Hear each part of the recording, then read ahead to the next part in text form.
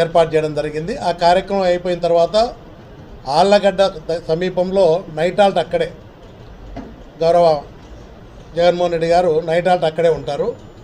అక్కడ అయిన తర్వాత మళ్ళీ నెక్స్ట్ 28వ తారీఖున నంద్యాలలో degree college government degree college గ్రౌండ్లో పెద్ద ఒక బ్రహ్మాండమైన సభను ఏర్పాటు చేయడం జరిగింది.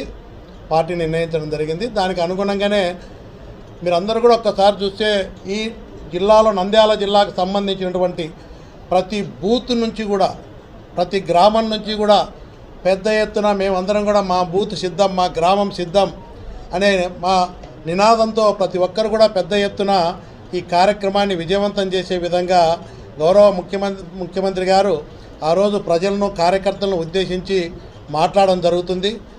ఇచ్చిన మేనిఫెస్టో ప్రకారం మనం చూసాం.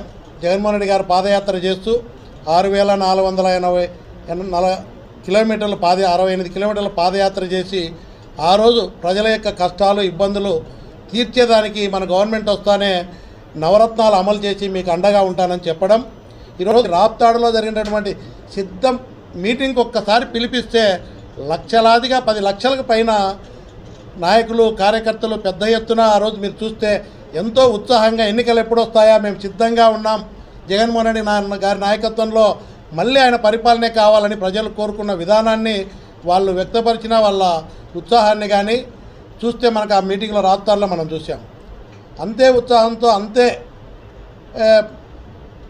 కార్యకర్తలు నాయకులు పెద్ద ఎత్తున ఈ నంద్యాలలో జరిగేటువంటి సిద్ధం మీటింగ్ను విజయవంతం చేయాలని చెప్పి ప్రతి నాయకుడు కార్యకర్తను ప్రతి ఒక్కరు కూడా పెద్ద ఎత్తున హాజరై మన నాయకుడు చెప్పేటువంటి చేసిన కార్యక్రమాలు కానీ రాబోయే భవిష్యత్తులో కూడా మళ్ళీ ఏం చేస్తామనేది కూడా మనం ప్రజలకు చెప్పడం జరుగుతుంది. కాబట్టి అందరూ కూడా ఈ కార్యక్రమానికి విజయవంతం చేయాలని చెప్పి మనస్ఫూర్తిగా అందరినీ కోరుతా ఉన్నాం. సమస్య లేని ఇల్లు ఉండదు, పరిష్కారం లేని సమస్య ఉండదు. బంధాలు గొప్పవి, బాధలు చిన్నవి. మీ సమస్యని మేము పరిష్కరిస్తాం. రండి మాట్లాడుకుందాం.